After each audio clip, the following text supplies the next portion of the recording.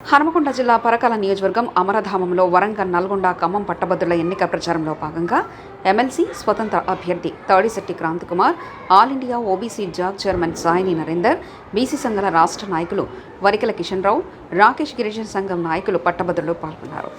ఒక నైతిక విలువలు కలిగిన వాళ్ళే కూర్చోవాలి, కానీ అందులో కూడా రాజకీయ నాయకులు జరగడం ఒక దుర్మార్గమైన పరిస్థితి. ఈ విషయాన్ని పట్టభద్రులు గమనించి సామాజిక ఉద్యమాలు చేసి విద్య, వైద్యము, ఉపాధి, రైతుల సమస్యల మీద పూర్తి అవగాహన కలిగిన తాడిశెట్టి క్రాంతికుమార్ని గెలిపించి ఇవాళ పట్టభద్రుల ఎమ్మెల్సీగా శాసన మండలికి పంపించాలని విజ్ఞప్తి చేస్తూ ఉన్నాం.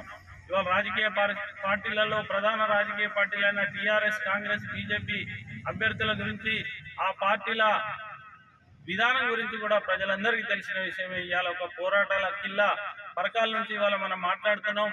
ఈ పోరాటాలన్నీ కూడా ఈ పేద ప్రజల విముక్తి కోసము జరిగినాయి.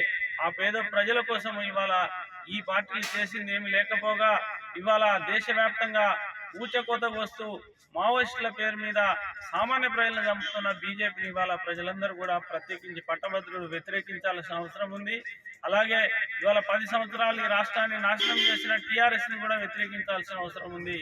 ఒక సామాజిక న్యాయమని, బీసీలకు న్యాయం చేస్తామని, చట్టసభల్లో రిజర్వేషన్లు కల్పిస్తామని, లేకపోతే కుల జనగణన చేస్తామని చెప్పి స్థానిక సంస్థల్లో 42% రిజర్వేషన్ కల్పిస్తామన్న కాంగ్రెస్ పార్టీ ఇవాళ స్థానిక సంస్థల్లో 42% రిజర్వేషన్ గురించి మాట్లాడలేదు.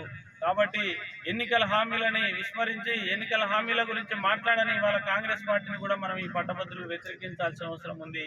ఆ విధంగా ఏ కోణంలో చూసుకున్నా కూడా ఒక విద్యావంతుడు, ఒక ప్రజల కోసం నిరంతరం పోరాటం చేసే క్రాంతికుమార్కు ఓటేసి గెలిపించాలని ప్రజలందరినీ పేరు పేరున విజ్ఞప్తి చేస్తా ఉన్నాం.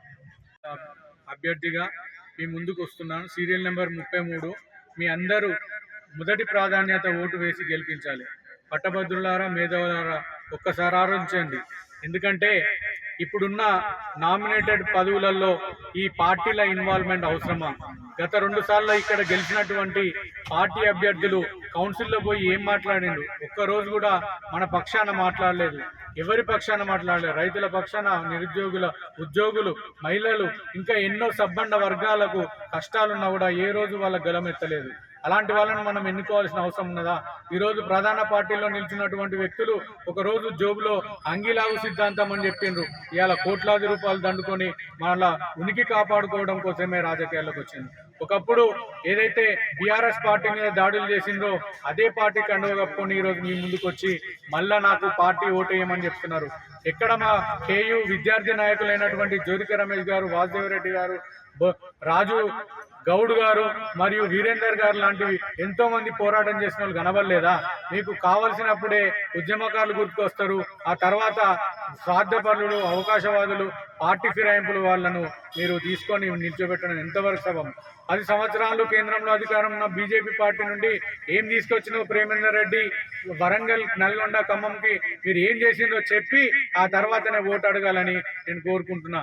సిగ్గు శరం ఉన్న పార్టీలు కావివి. మనకు ఇప్పటి వరకు జనాలు చచ్చిపోతూ ఉంటే చూస్తున్నారు, కానీ ఒక్క మార్పు తీసుకురాలేదు. సామాజికంగా ఎలాంటి న్యాయం చేయలేదు. ఇలాంటి వ్యక్తులకు మనం ఓటేయాల్సిన అవసరం లేదని నేను కోరుకుంటూ, మీ అందరినీ కోరుకునేది ఒకటే, సీరియల్ నెంబర్ 33 మీ మొదటి ప్రాధాన్యత ఓటు వేసి గెలిపించాలని కోరుకుంటున్నాను. నా పేరు తాడిశెట్టి క్రాంతికుమార్, ఎమ్మెల్సీ అభ్యర్థి.